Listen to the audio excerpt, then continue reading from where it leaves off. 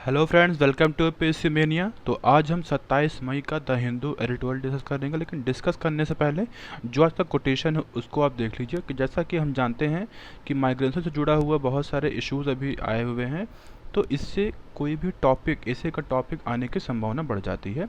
तो वहाँ पे आप इसको क्या बोलते हैं बखूबी इस्तेमाल कर सकते हैं। तो ये जो कोटेशन है ये बान की मून जो हमारे यूएन के पूर्व सेक्रेटरी जनरल है उनके द्वारा लिखा गया है। तो क्या कहते हैं फ्रेंड्स, ये कहते हैं कि migration is an expression of the human aspiration for dignity, safety and a better future. मतलब क्या है इसका मतलब ये है कि जो माइग्रेशन, जो पलायन होता है, वो मनुष्य की अभिव्यक्ति होती है। किस चीज़ के लिए फ्रेंड्स? कि वो जो एक डिग्निफाइड लाइफ, मतलब गौरवपूर्ण जीवन, safety safety in the sense आपका इनकम, चाहे हेल्थ, एजुकेशन, किसी भी चीज़ में सेफ्टी, मतलब सुरक्षित महसूस करें, और बेटर एक एक अच्छे एक सुंदर भविष्य के लिए क्या बोलते हैं वो एस्पायर करते हैं। ये क्या बोलते हैं माइग्रेशन इसीलिए मेनली होता है, इनका कहना है पहला। और दूसरा पार्ट क्या कह रहे हैं कि ये समाज का जो संरचना होती है, इसकी बनावट होती है, ये उसका महत्वपूर्ण अंग होते हैं, और ये पूरी ह्यूमन फैमिली जो होती है उसको कंप्लीट करते हैं फ्रेंड्स। तो ये पूरा कोटेशन है फ्रेंड्स, ठीक है। तो आइए जो कल का क्वेश्चन है उनके आंसर जानने का प्रयास करते हैं हम लोग। और कल क्वेश्चन क्या है फ्रेंड्स? पहला क्वेश्चन क्या है कि 19(1)(a) जो आपका फंडामेंटल राइट है, 19 आपका आर्टिकल 19, उसमें 1(a) में क्या मेंशन है? तो जो आपका ए ऑप्शन है इसमें freedom of speech and expression, ये आपका मेनली क्या बोलते हैं उसमें मेंशन है। बाकी जो है आपके वो जो अलग अलग आपके सब क्लॉज है उसमें मेंशन है। तो जो आपका क्या है फ्रेंड्स, तो जो ये मेनली बी वाला ऑप्शन है, assemble peacefully and without arms, ये कैसे मेंशन है? ये आपका बी वाला जो सब क्लॉज उसमें मेंशन है। फॉर्म एसोसिएशन और यूनियंस, ये किससे मेंशन है फ्रेंड्स? आपका सी वाले ऑप्शन में मेंशन है। और जो आपका move freely through out the territory of India, ये किससे मेंशन है? ये डी मेंशन है। तो मतलब देखिए पूरा सीरीज़ में मैंने इसमें लिखा, और इसको आप याद करिए, कभी कभी बहुत सारे क्या बोलते हैं कॉम्पिटिटिव एग्जाम्स में ऐसे पूछे जाते हैं। दूसरा क्वेश्चन क्या है आपका कि कॉमर्शियल पेपर से जुड़ा हुआ कौन सा कथन सही है? तो हमने कल भी डिस्कस किया था कॉमर्शियल पेपर क्या होता है। तो क्या इसमें जो पहला कथन क्या दिए हैं कि ये शॉर्ट टर्म डेट इंस्ट्रूमेंट होता है जो गवर्नमेंट द्वारा इशू किया जाता है। तो देखिए जो गवर्नमेंट है ये इशू नहीं करती है, ये आपकी जो कंपनीज होती हैं मेनली वो जो है इशू करती हैं फ्रेंड्स, ठीक है।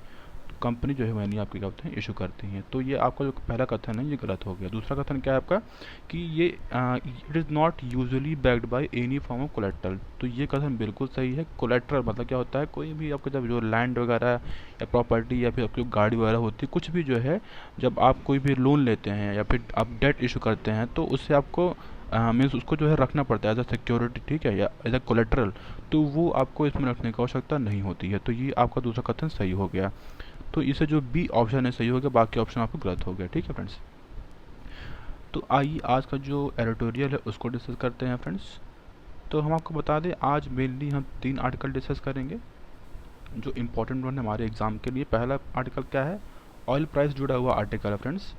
तो अभी क्या हुआ हाल ही में, अभी जो यूनियन पेट्रोलियम मिनिस्टर हैं धर्मेंद्र प्रधान जी, उन्होंने जो है कहा है कि सरकार जो है कॉशियस और कॉन्शियस अप्रोच अपना रही है फ्यूल प्राइसेस को क्या बोलते हैं बैलेंस करने के लिए, इंश्योर करने के लिए कि जो फ्यूल प्राइसेस हैं वो बैलेंस हों। तो पहले तो हम जान लेते हैं फ्रेंड्स कि फ्यूल प्राइसेस किस तरह डिटरमाइन, मतलब किस तरह जो है निर्धारित किए जाते हैं।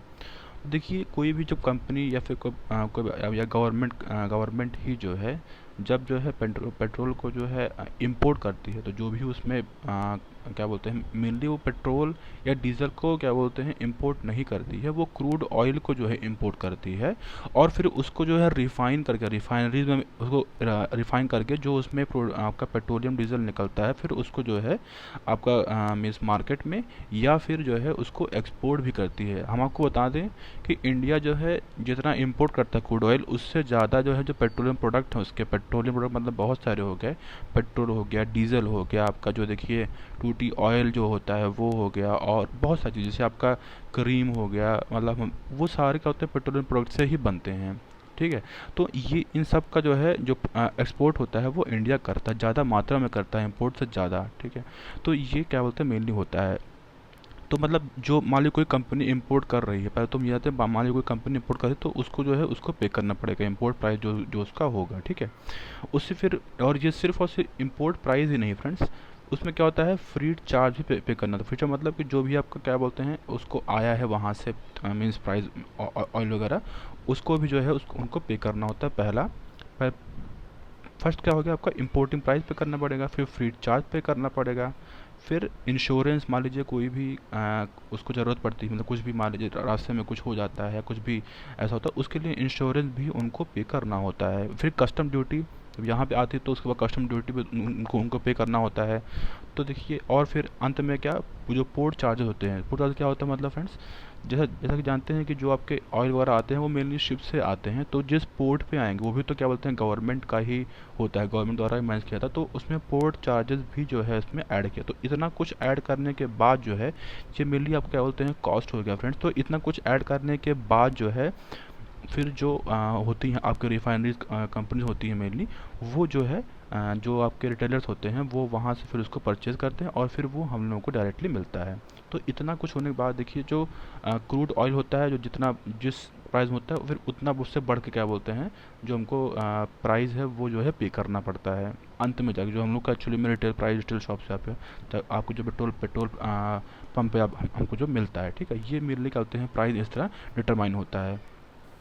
तो अभी क्या हुआ है एक्चुअली में, क्या हुआ फ्रेंड्स, तो अभी क्या हुआ है कि जैसा कि जानते हैं कि कोविड-19 से जो डिमांड है प्राइजेस की ग्लोबली जो है अगर हम बात करें, तो क्योंकि ये पैंडेमिक जो है आया तो ये ग्लोबली जो है अफेक्ट किया, तो उससे जो ग्लोबल प्राइस है ऑयल की जो है वो काफ़ी कम हो गई है। तो जो प्रोड्यूसर हैं मेनली क्या बोलते हैं प्रोड्यूसर, वो अपने सप्लाई को कम कर दिए हैं, क्योंकि जब डिमांड नहीं है तो उनको सप्लाई कम करना ही पड़ा, लेकिन फिर भी जो प्राइस है वो बहुत कम हो गया है। अगर हम बात करें 2019 के कंपैरिजन करें तो 45% जो है क्या बोलते हैं अभी के, अगर इतना जो उनका प्रोडक्शन है उसको कम करना 45% जो है कम हुआ है। लेकिन गवर्नमेंट ने जो है इस अपॉर्चुनिटी को, जो ये अपॉर्चुनिटी उसको टैप नहीं किया है। टैप मतलब क्या, मतलब कि उसको जो बेनिफिट देना चाहिए लोगों को, क्योंकि अगर मान लीजिए पूरे वर्ल्ड में ग्लोबल प्राइसेस कम हुए हैं तो जो उसका भाई जो एक कम दाम हुआ है तो उसको ह्यूमन जो हमारे क्या बोलते हैं इंडियन के सिटीजन्स उनको भी मिलना चाहिए, लेकिन सरकार ने ऐसा नहीं किया। सरकार ने किया क्या, एक्चुअली सरकार ने जो एक एक्साइज ड्यूटी होती है हमारे पेट्रोल और डीजल पे, उस पर जो है दूसरी बार जो है विदिन जो है 2 मंथ में उनको जो उसको बढ़ा दिया है। और देखिए जो हमने बात किया था पहले भी, और उसको 1.8 टाइम्स जो है एक्चुअली बढ़ाया है। और अभी हम बात करें रिटेल प्राइस अगर पेट्रोल की तो 71.26 रुपीज़ पर लीटर जो है बिक रहा है। तो देखिए इतना, जब ग्लोबल प्राइस 45% जो है 2019 कंपेयर गिरा फिर भी जो है इतना बढ़ा है सरकार। तो ऐसा सरकार ने क्यों किया पहले तो ये जान लेते हैं फ्रेंड्स। तो सरकार ने ऐसा इसलिए किया है फ्रेंड्स क्योंकि जानते हैं जो सारी इकोनॉमिक एक्टिविटी है वो बंद पड़ी हुई हैं, तो जो अलग अलग टैक्सेस से अलग अलग क्या बोलते हैं चीज़ों से जो सरकार को रेवेन्यू मिलता था वो मिलना बंद हो गया है। तो एक जो सरकार का रेवेन्यू है वो काफ़ी स्ट्रेस में आया हुआ है। तो सरकार ये सोच रही है कि अगर इस पे एक्साइज ड्यूटी या फिर जो आपका कस्टम ड्यूटी वगैरह वो तो खैर वो नहीं, जो इसमें एक्साइज ड्यूटी है वो बढ़ा देंगे तो जो इनका क्या बोलते हैं सॉरी जो इनका रेवेन्यू है वो क्या बोलते ठीक ठाक जो है बना रहेगा। अब इसकी अगर हम बात करते हैं इसके इम्प्लीकेशन क्या होंगे फ्रेंड्स, तो इसके इम्प्लीकेशन जो है क्या होगा, इसका इम्प्लीकेशन मेनली वही जो हमने बात किया कि अगर जो ये सरकार बढ़ा रही है कि ताकि उनका रेवेन्यू जो है मेंटेन हो सके, तो क्या इससे इससे जो लोग हैं उनको फ़ायदा होगा, क्योंकि देखते हैं कि जो आपका जो कोई भी इंडस्ट्री होती है अगर वो चलती है तो मेनली जो फ्यूल होता है उसी पे चलती है फ्रेंड्स। क्योंकि देखिए चाहे वो फ्यूल हो चाहे वो इलेक्ट्रिसिटी हो कुछ भी हो, लेकिन फ्यूल तो मोस्ट इम्पॉर्टेंट क्या बोलते हैं रॉ मटेरियल होता है किसी भी इंडस्ट्रीज़ के लिए। तो अगर क्या बोलते हैं ऑलरेडी हाई कॉस्ट है किसी भी इंडस्ट्री की, जैसा जान रहे हैं कि लेबर का भी शॉर्टेज है, तो अगर फ्यूल का भी शॉर्टेज ज़्यादा होगा कॉस्ट होगा तो इससे जो इंडस्ट्रीज़ हैं वो बुरी तरह प्रभावित होंगी। और हम जानते हैं जैसा कि इंटर स्टेट रोड ट्रांसपोर्ट भी बंद पड़ा हुआ है, ऑटोमोबाइल सेल भी ज़्यादा बढ़ने की संभावनाएं नहीं है, जॉब लॉसेस तो हुए ही हैं, लोगों की सैलरी भी पे कट हुई है, तो जो एक हाउस होल्ड बजट है उस पर एक स्ट्रेन देखने को मिला है। तो अगर ये जो फ्यूल प्राइजेज हैं, ठीक है, जो सरकार सोच रही कि एक्साइज ड्यूटी बढ़ा के रेवेन्यू को कलेक्ट कर सकते हैं, तो जब इतना कुछ हुआ है तो इससे क्या लोग जो डिमांड करेंगे फ्यूल फ्यूल वगैरह, तो क्या जो एक सरकार का जो एम है कि उससे उनको रेवेन्यू बढ़ जाएगा वो हो पाएगा या नहीं हो पाएगा, ये देखने वाली आगे बात है। क्योंकि इतना कुछ होने के बाद जो है अगले कम से कम 3-4 महीने तक जब मान लीजिए पैंडेमिक ख़त्म होता है उसके बाद की बात कर रहे हैं, फिर भी जो एक डिमांड है मेनली फ्यूल की वो नहीं बढ़ने की संभावना है। और इसके अदर इम्प्लीकेशन क्या हो सकते हैं फ्रेंड्स? अदर इम्प्लीकेशन के हो सकते हैं कि सरकार ने जो डिसइन्वेस्टमेंट टारगेट होता है, डिसइन्वेस्टमेंट टारगेट करता है फ्रेंड्स। डिसइन्वेस्टमेंट मतलब होता है जब भी सरकार आपके पब्लिक सेक्टर कोई भी अंडरटेकिंग होती है उसमें जो शेयर होती है वो या कम करती है या उसका मैनेजमेंट जो है सेल करती है, तो उसको क्या बोलते हैं, डिसइन्वेस्टमेंट करते हैं। और ऐसा सरकार क्यों करती है? इसके कई रीज़न होते हैं। जैसे मान लीजिए अपने रेवेन्यू को बढ़ाना है, तो सरकार ने भी देखिए इसका जो हर बजट में सरकार जो है डिसइन्वेस्टमेंट टारगेट फिक्स करती है कि 2.1 ट्रिलियन जो है, सॉरी 2.1 लाख करोड़ का टारगेट जो है सरकार रखी है अपने 2020-21 बजट में। तो उसमें ये उन्होंने जो है टारगेट रखा है। तो वो उसमें क्या कहा है कि जो BPCL है, भारत पेट्रोलियम कॉरपोरेशन लिमिटेड, और जो आपके पेट्रोलियम प्रोडक्ट प्राइसिंग है, इसमें जो है उन्होंने जो है ये कम करने को कहा है। और ये टारगेट रखा है कि इसको सेल करके जो है 2.1 लाख करोड़ रुपये जो है ये अपने रेवेन्यू को फुलफिल करेंगे। तो ये इससे अफेक्ट होगा फ्रेंड्स, क्योंकि जानते हैं भाई जो प्राइवेट सेक्टर है वही तो आके परचेज करें, लेकिन अगर आप फ्यूल प्राइजेज ही बढ़ा देंगे तो उनको एक एडिशनल कॉस्ट आएगा। तो जब ऑलरेडी वो अंडर स्ट्रेस हैं तो ये बढ़ाने से वो और स्ट्रेस में जो है आ सकते हैं। तो ये पूरा आर्टिकल फ्रेंड इसी के बारे में पूरा ये बात करते हैं। तो आइए हम जो सेकंड आर्टिकल है उसको देखते हैं फ्रेंड्स। तो सेकंड आर्टिकल क्या है? ये बड़ा बहुत ही सुंदर, बहुत ही अच्छा आर्टिकल है। तो इसमें क्या है, इसमें बात कर रहे हैं कि किस तरह इंडिया जो है क्या बोलते हैं सेल्फ रिलायंट जो है बन सकता है। तो जानते हैं अभी देखिए PM मोदी ने जो है क्या बोलते हैं ये कहा है कि इंडिया आत्मनिर्भर क्या बोलते हैं बनने का जो है क्या उसमें मीन्स उन्होंने जो है इंडिया को आत्मनिर्भर होने की जो है उस पर एम्फेसाइज़ किया है, जैसा अभी उन्होंने हाल ही के एक पब्लिक उसमें कहा था।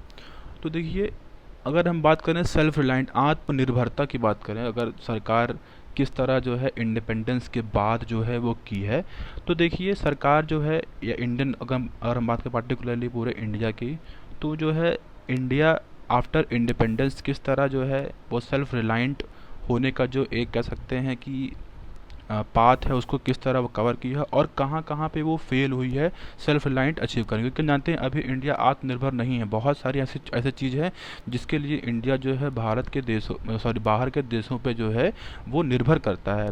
तो अगर हम बात करें आफ्टर इंडिपेंडेंस की, तो जो उसमें जो हमारे प्रधानमंत्री थे जवाहरलाल नेहरू जी, उन्होंने सेकेंड 5 ईयर प्लान में जो हैवी इंडस्ट्रीज़ थी और जो आपके स्ट्रेटेजिक सेक्टर्स थे उस पर उन्होंने इन्वेस्ट किया था। और क्या कहा था, और उन्होंने कहा था कि जो आपकी पब्लिक सेक्टर अंडरटेकिंग है उसको उन्होंने जो है टेम्पल ऑफ इंडिया कहा था फ्रेंड्स। ये जो है आप देख सकते हैं कि किस तरह उन्होंने जो है जो आपका मेनली जो स्टेट फंडेड जो आपकी इंडस्ट्रीज़ हैं उस पर उन्होंने एम्फेसाइज़ किया था, ताकि जो एक वही सेल्फ रिलायंट की जो एक एम है उसको अचीव कर सकें।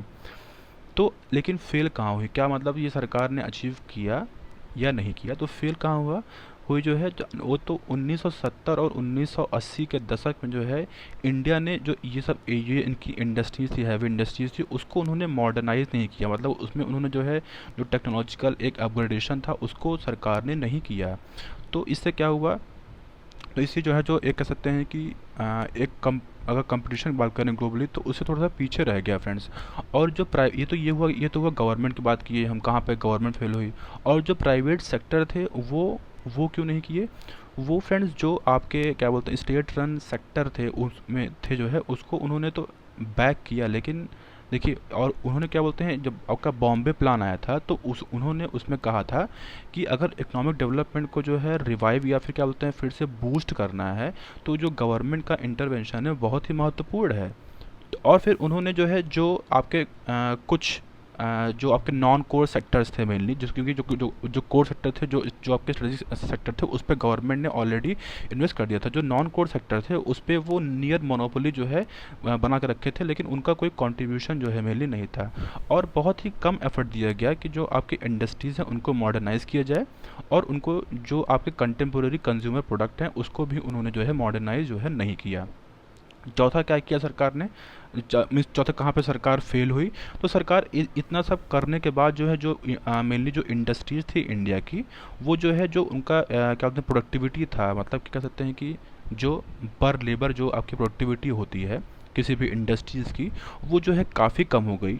और क्योंकि जो मेनली आपके क्या बोलते हैं वो इंडस्ट्रीज़ थी वो मेनली लेबर इंटेंसिव हो गई, क्योंकि टेक्नोलॉजी आई नहीं। तो जो भाई जो आपकी टेक्नोलॉजी होती है वही तो आपका जो लेबर होता है उसको कम कर दी। तो आपका टेक्नोलॉजी वो आई नहीं, तो जो एक प्रोडक्टिविटी थी इंडस्ट्रीज़ की वो नहीं हुई। और जो पुअर क्वालिटी और लो टेक्नोलॉजी थी, मतलब कि कुछ जो जो पुरानी टेक्नोलॉजी थी उसी का इस्तेमाल किया, उसमें कुछ नया अपग्रेडेशन नहीं सरकार ने किया। और जो ग्लोबली अगर विश्व में बात करें, तो जो विश्व में जो कंपटीशन था उससे भी जो है क्या बोलते हैं पीछे रहे, क्योंकि भाई अगर जा रहे हैं इतना, अगर आप नई नई नई जो आपको टेक्नोलॉजी उसका इस्तेमाल नहीं करेंगे तो ऑटोमेटिकली आप पीछे हो जाएंगे। तो सरकार ने देखिए इतना कुछ होने के बाद जो है आपका जब 1991 का इकोनॉमिक रिफॉर्म आया, तो जो एक सेल्फ रिलायंट होने का, जो आत्मनिर्भर होने का जो है एक वो था, क्योंकि उसके पहले देखिए जो एक हमारी जो इंडियन इकोनॉमी थी वो मेनली ऑलमोस्ट जो है क्लोज थी, मतलब पूरा ओपन ओपन नहीं थी। तो ये सेल्फ रिलायंट होने का ही जो है वो था उनका एक एक सपना था, तभी जो है उन्होंने अपने जो आपकी इकोनॉमी उसको क्लोज रखा था। लेकिन 1991 रिफॉर्म के बाद जो आपका एलपीजी लिबरलाइजेशन, प्राइवेटाइजेशन, कॉर्पोरेशन, ये क्या होता है फ्रेंड्स, मतलब जो आपका एक कह सकते हैं कि उदारीकरण, जो आपका बहुत सारी चीज़ों में सरकार का हस्तक्षेप था उसको सरकार ने कम किया। आपका क्या था, निजीकरण। निजीकरण क्या होता है, मतलब कि जो गवर्नमेंट की बहुत सारी जो आपका सेक्टर थे, क्योंकि सरकार उस समय क्या बोलते हैं बिस्किट और कंघी वगैरह भी, इन सब मतलब कि जो डेली चीज़ की वस्तु होती है वहाँ भी गवर्नमेंट का इंटरवेंशन था। तो वहाँ पे उनको जो है प्राइवेट मीन्स वो भी जो है क्या बोलते हैं प्राइवेट के लिए ओपन किया। और क्या था, वैश्वीकरण, ग्लोबलाइजेशन, मतलब कि इंडियन इकोनॉमी को ओपन कर दिया, मतलब कि जो आपका मेनली जो आपकी इंडस्ट्रीज़ हैं उसको ग्लोबल इंडस्ट्रीज से जो है उसको ऐड कर दिया। मतलब कहने मतलब है कि एफडीआई को अगर कहें तो उसको अलाउ किया इंडिया में आने के लिए। पहले जो है बहुत कम रेशो में था, कि बाद में आपका 1991 के बाद जो है उसको मोर ओपनली जो है सरकार ने किया। तो जो एक सेल्फ रिलायंट होने का जो वो था वो जो है कब तक खत्म होगा। लेकिन इसको भी सरकार ने क्यों किया, इस पर सरकार ने इसलिए किया कि जो टेक्नोलॉजी है वो इंडिया में प्रॉपरली आ सके। तो इसके 4 एस्पेक्ट जो है इमर्ज होकर आते हैं आपको 1991 रिफॉर्म के बाद। तो पीएसयू क्या था, जो आपके पब्लिक सेक्टर अंडरटेकिंग थे वो इनएफिशिएंट साबित हुए और वो ग्लोबली क्या होते हैं कम्पिटिटिव नहीं हुए। और जो कह सकते हैं कि जो उनका एक जो टेक्नोलॉजिकल डायरेक्शन था वो जो है काफ़ी मिस ख़राब रहा। और जो एक उनको प्रॉपर ऑटोनॉमी देने की बात थी उसको भी सरकार ने क्या बोलते हैं प्रॉपरली नहीं दिया। ये तो हुआ हमारा क्या बोलते हैं पीएसयू के बाद, ये हुआ पहला एस्पेक्ट हुआ। दूसरा एस्पेक्ट क्या हुआ, जो हमारा प्राइवेट सेक्टर है मेनली वो जो है जो आपकी हैवी इंडस्ट्रीज़ थी उसमें जो है वो मतलब काफ़ी कम इंटरेस्ट उन्होंने शो किया। और उन्होंने भी जो है कल्चर टेक्नोलॉजी को अपग्रेड जो है करने में थोड़ा सा कम जो है इंटरेस्ट जो है दिखाया।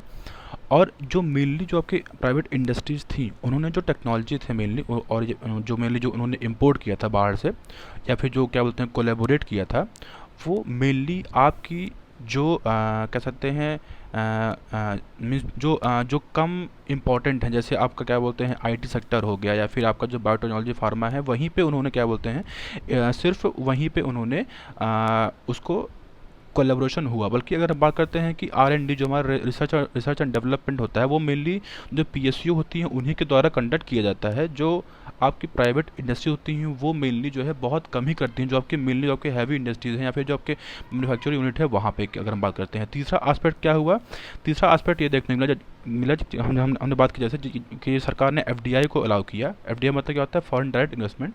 तो उसमें सरकार का जो है ये मंशा थी कि जो आपकी अच्छी टेक्नोलॉजी हैं वो इंडिया में आएंगी और फिर इससे जो इंडिया के जो आपके डोमेस्टिक मैन्युफैक्चरर हैं वो इससे लाभान्वित होंगे और अपने प्रोडक्शन को बूस्ट करेंगे। लेकिन देखिए हुआ क्या है, एक्चुअली होता क्या है, जो आपकी फॉरेन कंपनीज होती हैं वो अपने जो उनका फार्मूला होता है वो एक्चुअली में वो शेयर नहीं करती हैं आपके डोमेस्टिक कंट्री से। तो इससे क्या होता है, इससे जो यहाँ की डोमेस्टिक कंट्री होती हैं वो उसका भरपूर इस्तेमाल नहीं कर पाती हैं। अगर हम एग्जांपल के तौर पर देखें तो जो कोका कोला कंपनी है उन्होंने कभी भी अपना जो एक कह सकते हैं कि जो फार्मूला है किस तरह कोक को बनाया जाता है उसको कभी भी जो डोमेस्टिक कंपनी है उससे उन्होंने शेयर नहीं किया। वो कतराते हैं, वो जो है कह सकते हैं कि एज अ जेलसी उनके अंदर होती है, क्योंकि अगर वो शेयर कर देंगे तो जो उनका एक हेजिमनी है पूरे विश्व में अपने प्रोडक्ट को लेके वो कम हो जाएगी। तो ये तीसरा एस्पेक्ट देखने को मिला। चौथा एस्पेक्ट क्या हुआ, चौथा एस्पेक्ट ये हुआ कि जो थर्ड इंडस्ट्रियल रिवोल्यूशन था, ये क्या होता है फ्रेंड्स, ये किसकी बात करता है, ये मेनली जो आपका इलेक्ट्रिकल गुड्स हो गए, जो आपके माइक्रो प्रोसेसर हो गया, जो आपका मीन्स होता है प्रोसेसर आपका कंप्यूटर्स वगैरह में लगते हैं, बहुत इंपॉर्टेंट होता है फ्रेंड्स। तो ये हो गया पर्सनल कंप्यूटर, हो गया मोबाइल फ़ोन्स, हो गया फिर अगर बात करते हैं कि मैन्युफैक्चरिंग कंपनी या फिर ग्लोबल वैल्यू चेन में उसको मेंटेन करना, तो वो सरकार ने मिस कर दिया, क्योंकि जानते हैं कि जब जब क्या होता है, जो आपकी टेक्नोलॉजी है वो आई नहीं प्रॉपर, तो इस दशक में जो पूरा विश्व था इन सब चीज़ों को टैप किया। और अगर हम और कंट्रीज़ के भी अब हम आगे बात करेंगे, तो देखिए इस तरह जो है सरकार, जो एक कह सकते हैं कि इंडिया था, ये एक जो थर्ड इंडस्ट्रियल रेवोल्यूशन था उसको जो है मिस कर दिया। और हम जानते हैं कि अगर हम बात करते हैं मोबाइल के सेक्टर में, तो इंडिया जो है सबसे बड़ी मार्केट है, लेकिन फिर भी जो है जो यहाँ पे जो मेनली मार्केट आपके है, तो लेकिन जो आपका स्मार्टफोन जो है इंडिया में वो यहाँ यहाँ पे नहीं बनते हैं। वहाँ यहाँ सिर्फ क्या बोलते हैं, वो चीज़ें आके बाहर के लोग यहाँ पे आते हैं और उसको असेंबल करते हैं। तो मेनली अगर यहाँ पे बनेगी, इंडिया में बनेगा, तभी तो जो एक सेल्फ रिलायंट होने का जो सपना है तभी वो पूरा होगा फ्रेंड्स। और सरकार तो उसके बजाय जो आपका जो मेनली जो सोलर फोटोवोल्टिक सेल है, उसको सिर्फ छोटे अमाउंट में ही सरकार जो है सिर्फ उसको उसका क्या कहते हैं मैन्युफैक्चरिंग कर रही है, ठीक है। तो ये जो है जो थर्ड इंडस्ट्रियल रेवोल्यूशन था उसको सरकार ने मिस कर दिया। तो ये आपके चार एस्पेक्ट जो है देखने को मिले हैं। तो सरकार तो कहाँ पे, तो कहाँ पे प्रॉब्लम क्या बोलते हैं, एक्चुअली कहाँ प्रॉब्लम हो रही है सेल्फ रिलायंस को अचीव करने में। तो ये ना तो आपका जो एक्सटर्नल फाइनेंस जो आपका डोमेस्टिक, और फिर ना तो जो है हम जान रहे हैं कि जो आपका डोमेस्टिक ऑफशोर मैन्युफैक्चरिंग, मतलब जो आपके बाहर की कंपनी आके यहाँ असेंबल करती है मेनली, वो वहाँ भी ये लाई नहीं करता है। लाई कहाँ करता है फ्रेंड्स, लाई करता है जो आपकी इंडियन, जो आपकी स्वदेशी जो आपकी कंपनीज़ हैं या फिर जो आपका पीएसयू हैं, जो वो R&D जो आपका रिसर्च एंड डेवलपमेंट करके नई टेक्नोलॉजी का इजाद नहीं कर रहे हैं, वहाँ पे एक्चुअली प्रॉब्लम लाई करती है फ्रेंड्स। क्योंकि देखिए जो भी कोई भी कंट्री होती है, वो उसी देश में जब वो टेक्नोलॉजी अराइज होती है तभी फिर वो उसको दूसरे कंट्रीज़ में उसको क्या बोलते हैं सेल करते हैं अपने प्रोडक्ट को। तो ये इंडिया ने जो है नहीं किया है।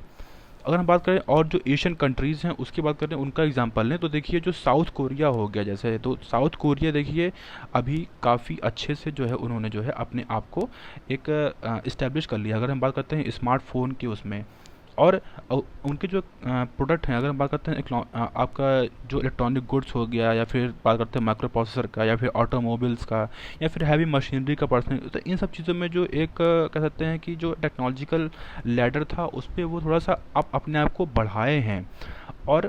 और अगर हम बात करें कि ताइवान की, देखिए ताइवान भी जो है अपने जो मेनली उनकी टेक्नोलॉजी है उसको भी उन्होंने डेवलप किया, माइक्रो प्रोसेसर हो गया, रोबोटिक्स हो गया, उसमें वो अच्छा इम्प्रूव किए। सिंगापुर और हांगकांग में जो और भी जो एक कह सकते हैं कि एक कस्टमर कह सकते हैं कि बेस्ड आपको टेक्नोलॉजी होती है या फिर यूज़ होता है, उसको उन्होंने जो है काफ़ी अच्छे से टैप किया। तो देखिए ये सब कैसे हुआ फ्रेंड्स, तो ये सब वो जो कंट्रीज़ हैं आपके जो हमने बात किया, उन्होंने अपने जो रिसर्च और डेवलपमेंट था उसमें उन्होंने अपने जीडीपी का 3 से 5% इस्तेमाल किया। और क्या किया, और पॉलिसी सपोर्ट दिया आपका, चाहे वो प्राइवेट कॉरपोरेशन का हो, चाहे वो इंफ्रास्ट्रक्चर डेवलपमेंट का हो, चाहे वो देखिए, और उन्होंने जो मोस्ट इंपॉर्टेंट काम किया वो एजुकेशन और स्किल डेवलपमेंट में उन्होंने 4 से 6% जीडीपी का जो है एक्सपेंडिचर किया। और हमारे इंडिया में देखिए इसका बहुत कम एक्सपेंडिचर होता है। और थाईलैंड और मलेशिया और इंडोनेशिया और वियतनाम में क्या किया, उन्होंने जो है ऑफशोर मैन्युफैक्चरिंग को जो है बढ़ावा दिया। ऑफशोर ऑफशोर ऑफशोर क्या होता है फ्रेंड्स, इसमें वही जो हमने बात किया था कि बाहर कंपनी यहाँ पे आके असेंबल करते हैं चीज़ों को, तो इससे देखिए वो उन कंट्रीज़ का जो पॉपुलेशन है वो कम है, इंडिया की पॉपुलेशन काफ़ी ज़्यादा है, तो उससे कंपेयर करना उचित नहीं है। उन्होंने अपने एम्प्लॉयमेंट को इंक्रीज़ करने के लिए किया, लेकिन हमारे जो पॉपुलेशन वो ज़्यादा है, वो ऑफशोर मैन्युफैक्चरिंग कंपनी से जो है वो फुलफिल नहीं हो सकती हैं। और देखिए अंत में जो चाइना है, एक जो एक कह सकते हैं कि जो एक विश्व में अपनी हेजेमनी बनाना चाह रहा है आपके क्या बोलते हैं मैन्युफैक्चरिंग सेक्टर में, तो चाइना ने क्या किया, चाइना ने जो है काफ़ी एक तो जो क्या कह सकते हैं कि जो एक जियोपॉलिटिकल कंडीशन है, जो जो जियो में पूरा एक हेजेमनी बनाना चाह रहा है, वो उसको छोड़ दें। तो अगर जो आपका साइंस एंड टेक्नोलॉजी में वो सेल्फ रिलायंट हुआ, और वो किस तरह हुआ फ्रेंड्स, उन्होंने जो है जो एक मैन्युफैक्चरिंग बेस था उसको, और जो एक ग्लोबल सप्लाई चेन था उस पर उन्होंने टैप किया। और शुरुआत में उन्होंने कम छोटे प्रोडक्ट को बेचा, और फिर अभी देखिए आज हैवी प्रोडक्ट्स को जो है वो बेच रहे हैं। और अब वो अपने आप को एडवांस कर रहे हैं कि वो जो वर्ल्ड लीडर बन जाए 5G में। 5G जो आपका होता है आपका टेलीकॉम सेक्टर में, वो 2035 तक वो वर्ल्ड लीडर बनने का एक वो देख रहे हैं। और सुपर कंप्यूटिंग हो गया, इंटरनेट ऑफ थिंग हो गया, इसको हम सब आपका पहले डिस्कस किए थे, आर्टिफिशियल इंटेलिजेंस हो गया, ऑटोनोमस व्हीकल हो गया, बायोटेक हो गया, फार्मा हो गया। तो इन सब चीज़ों में जो इसको और इन सब को जो फोर्थ इंडस्ट्रियल रिवोल्यूशन है, इस पे इसको जो है टर्म दिया गया प्रॉपर्ली। तो फोर्थ इंडस्ट्रियल रिवोल्यूशन को टैप करने के लिए चाइना जो है ऑलरेडी अपनी पॉलिसी सब कुछ जो है बना लिया है और उस पर वर्क भी काफ़ी अच्छे से कर रहा है। और एक कह सकते हैं कि पायलट बेसिस पे 5G उन्होंने शुरू भी कर दिया है। तो इंडिया के लिए अगर वे फॉरवर्ड बात करें कि इंडिया किस तरह सेल्फ रिलायंस बन सकता है, तो देखिए इंडिया के लिए उसमें बात कर रहे हैं कि इंडिया को जैसा कि जानते हैं कि यूएस और चाइना और जो यूरोपियन कंट्रीज़ हैं मेनली, उन्होंने क्या बोलते हैं, ये मेनली जो मेन टेक्नोलॉजी है उसमें एज अ लीडर वो बन गए हैं। लेकिन कुछ ऐसी कैपेबिलिटीज़ हैं, कुछ ऐसे पोटेंशियल क्षेत्र हैं जहाँ पे इंडिया अपना कह सकते हैं कि वो बढ़ा सकता है। जैसा कि अगर बात करें इलेक्ट्रिकल या फिर फ्यूल सेल की हो गया, व्हीकल्स की बात हो गया, जैसा जो क्या बोलते हैं ई रिक्शा हो गया, फिर कोई बाइक हो गया, हाँ आपका बिजली से चलने, क्योंकि भविष्य में इसका बहुत ही पोटेंशियल है फ्रेंड्स। और आपका क्या बोलते हैं ऑटोमेशन हो गया, फिर रोबोटिक्स हो गया, जो आपका अनमैन्ड एरियल व्हीकल होता है वो हो गया, आर्टिफिशियल इंटेलिजेंस हो गया, बायोटेक फार्मा हो गया। तो ये सब चीज़ों पर जो है इंडिया टैप कर सकता है, ऐसा पोटेंशियल एरियाज है, इस पर अभी वर्क हो रहा है। तो ये इंडिया जो है एक कह सकते हैं कि जो वैल्यू चेन है उसमें कंट्रीब्यूट करके जो एक लीडरशिप है वो अचीव कर सकता है फ्रेंड। दूसरा क्या है, दूसरा सरकार जो है जो एक कह सकते हैं कि जो रिसर्च और डेवलपमेंट है उस पर सरकार जो है आपका, चाहे वो पब्लिक सेक्टर अंडरटेकिंग हो चाहे वो प्राइवेट सेक्टर में की हो, उनको जो है दोनों को सपोर्ट करें और एक पॉलिसी फॉर्मेशन लाएं। और उसकी जो एक अभी देखिए सरकार जो आपका R&D है उस पर सरकार सिर्फ 1% GDP का जो है आपका जो है एक्सपेंड करती है, तो उसको बढ़ाया जाए मेनली, तभी जो है जो एक इंडिजिनस टेक्नोलॉजी का वो कंसेप्ट है वो डेवलप हो सकता है। चौथा क्या है फ्रेंड्स, चौथा आपका जो है जो आपका एक जो पब्लिक एक्सपेंडिचर है मेनली, जो आपका एजुकेशन में हो गया चाहे वो हेल्थ में हो गया, वो काफ़ी कम है, तो उसको सरकार बढ़ाने की आवश्यकता है। तो सरकार अभी देखिए किस तरह जो है जो क्या बोलते हैं प्राइवेटाइजेशन करने की बात कर रही है एजुकेशन को चाहे वो हेल्थ को। तो उससे जो एक कह सकते हैं जो एक्सेस है, जो हमारे गरीब हैं, जो इंडिया में काफ़ी गरीब हैं वो काफ़ी हैं, तो उससे वो छूट जाएंगे। तो जब तक आप पूरी यूनिवर्सल एजुकेशन और हेल्थ को कवर नहीं करेंगे तब तक जो है जो एक लोगों की स्किल है, जो एक उनका स्किल डेवलपमेंट है, जो उनकी हेल्थ है वो इम्प्रूव नहीं होगी और वो फुल्ली पार्टिसिपेट कर नहीं पाएंगे। तो ये जो है पूरा आर्टिकल था फ्रेंड्स। तो नेक्स्ट आर्टिकल क्या है आपका कि कोर्ट से जुड़ा हुआ आर्टिकल है। ये क्या है फ्रेंड्स कि जैसा हमने देखा था कुछ दिन पहले एक वर्चुअल कोर्ट की बात कर रहे थे कि सर क्योंकि पैंडेमिक पे देखिए सोशल डिस्टेंसिंग मेंटेन करने का एक नॉर्म जो सबसे पहले दिया गया है। तो ये जो सोशल डिस्टेंसिंग मेंटेन हो और जो वायरस का हो उसका ट्रांसमिशन कम हो, इसके लिए क्या बोलते हैं वर्चुअल कोर्ट का कॉन्सेप्ट दिया गया। लेकिन इनका कहना है इस आर्टिकल में कि जो बहुत सारे रिफॉर्म की आवश्यकता है कोर्ट्स को, वो करने की आवश्यकता है फ्रेंड्स। तो सरकार तो क्या करना चाहिए, एक पॉइंट इसमें बहुत इंपॉर्टेंट है, उसको हम डिस्कस कर लेते हैं। उसमें कह रहे हैं कि जो सुप्रीम कोर्ट रूल 2013 उसको अमेंड करें। और क्या अमेंड करें, उसमें जो आपका स्पेशल लीव पेटिशन होता है, ये क्या होता है फ्रेंड्स, ये आपका एक उच्चतम न्यायालय से जब कोई विशेष इजाज़त ली जाती है, कोई भी अपील करता है, तो वो जो है इसमें ये आपका आर्टिकल 136 में मेंशन है फ्रेंड्स। और इसमें क्या है फ्रेंड्स, इसमें कोई भी ऐसा डिसीजन होता है, ठीक है, जो आपका जुडिशियल या क्वाजी जुडिशियल अथॉरिटी जो होती है मेनली आपकी जो ट्राइब्यूनल होती हैं, जब वो एज अ अवार्ड मतलब कोई भी सुनाती है, कोई भी ऐसा जजमेंट देती हैं, तो उसके खिलाफ जो अपील करना होता है, तो सुप्रीम कोर्ट में उसको डायरेक्टली उस अपील को सरकार जो है जो आपका सुप्रीम कोर्ट है उसको सुन सकती है। अगर वो एक कुछ उसमें कुछ क्या बोलते हैं कुछ जनरल पब्लिक इंपॉर्टेंस का इशू जुड़ा हुआ हो, चाहे वो जो है कोई भी एज अ कोई भी चीज़ मतलब अगर वो इम्पॉर्टेंट है, अगर वो पब्लिक इम्पॉर्टेंस के लिए है, तो उसको जो सुप्रीम कोर्ट है वो डायरेक्ट उसको सुन सकती है, जितनी भी अपील की गई है उसको मतलब बाईपास करते हुए अगर हम बात करें तो। अभी देखिए सरकार ने अभी हाल ही में उत्तर प्रदेश गवर्नमेंट ने जब CAA के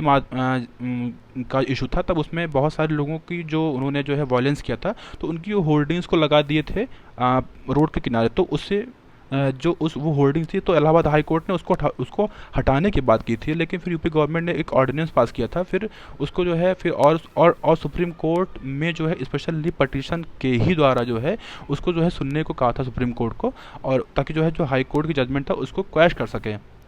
तो ये तो फ्रेंड्स क्या क्या क्या बोलते हैं, आपका स्पेशल लीव पटिशन हुआ। तो अभी इसको क्यों करने की बात कर रहे हैं, क्योंकि इसमें कह रहे हैं कि देखिए जो आपका 60 to 70% होता है वो जो है आपका स्पेशल लीव पटिशन ही होता है सुप्रीम कोर्ट में। और लेकिन उसमें अगर हम बात करें उसमें सिर्फ 80 से 90% होते हैं वो डिसमिस कर दिए जाते हैं।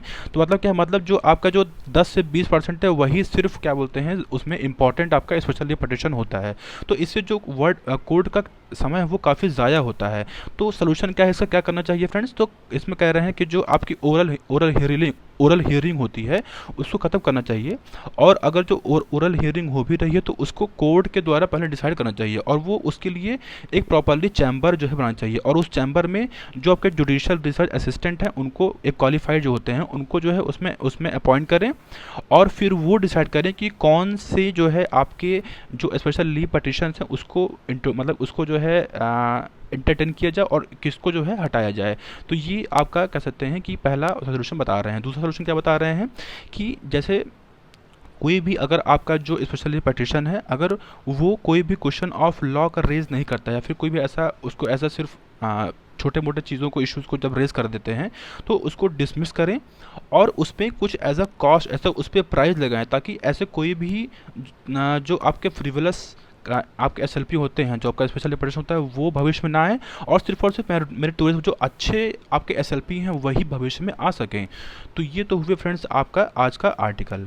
तो आज का जो क्वेश्चन है आप उसको देख लीजिए और इसको आप लगाने का प्रयास करिए। इसका जो आपका क्वेश्चन है स्क्रीन को पॉज करिए और आराम से इस क्वेश्चन को लगाइए। इसका जो उत्तर है उसको हम कल जो है आपको जो है डिस्कस करेंगे। तो आइए इसी के साथ जो एडिटोरियल है वो खत्म हुआ। Thank you friends.